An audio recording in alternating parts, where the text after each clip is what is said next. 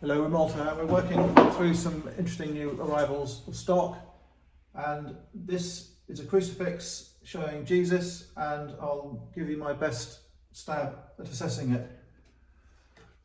The item is going to be dating from around 1750, possibly later, could be 1800.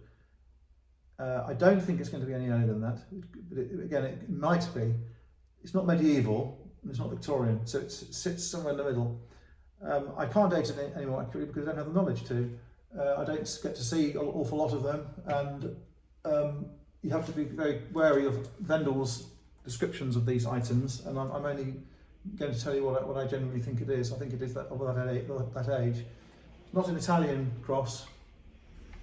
I think it's going to be Northern European. So you have a very interesting pierced crucifix.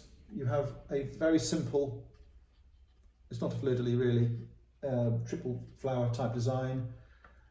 It does make it French though, even though it's a fleur-de-lis. You have a scallop, that's often associated with St James, but again, people will say, oh, it's French, it's got a St Jack scallop, but I don't think it is going to be French, certainly not, I don't think. You have a peg where there would have been an inri, I imagine, a small scroll piece of wood with the initials INRI. They have gone. The bottom of the crucifix is pegged. The construction is a very interesting early non-glue, non-screw, non-nail form of construction, and I think that is unusual. The Jesus is attached to the cross with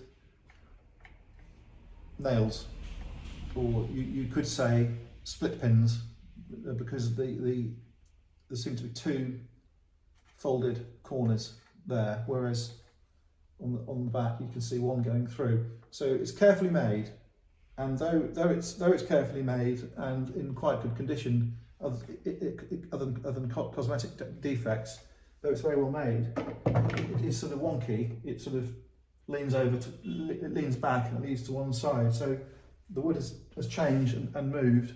There is evidence of woodworm.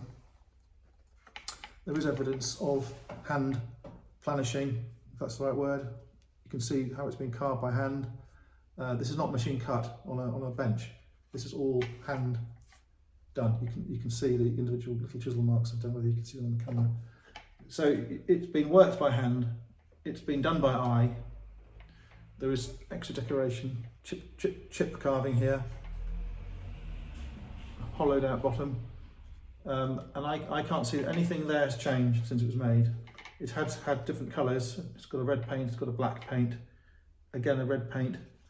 You can see what I'm trying to talk about. The thing about this one, it's not like all the Italian ones you see, all the English ones or French ones. It's got something else going for it. It's got a distinctive look.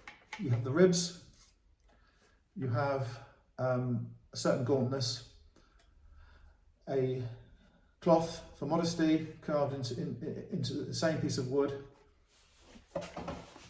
You have very sweet feet sort of curled over towards each other. It's not necessarily usual to see them curled in that manner. You've got a very strange expression on him. Obviously it's endurance and suffering and pain.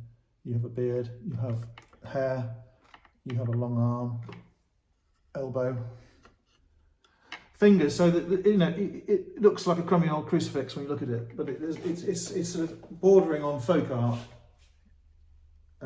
If this was a boat carving in England, we would say, oh, it's naive folk art.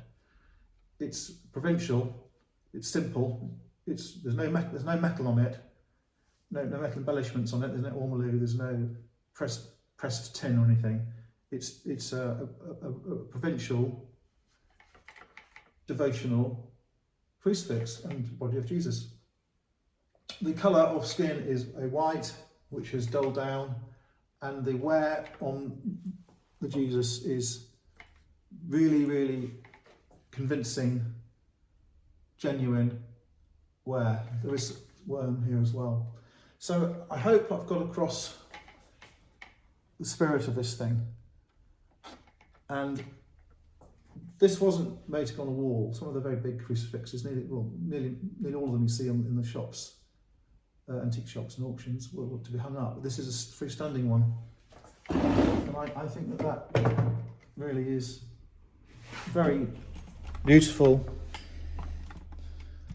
crucifix. I think in the right place, that's a remarkable item.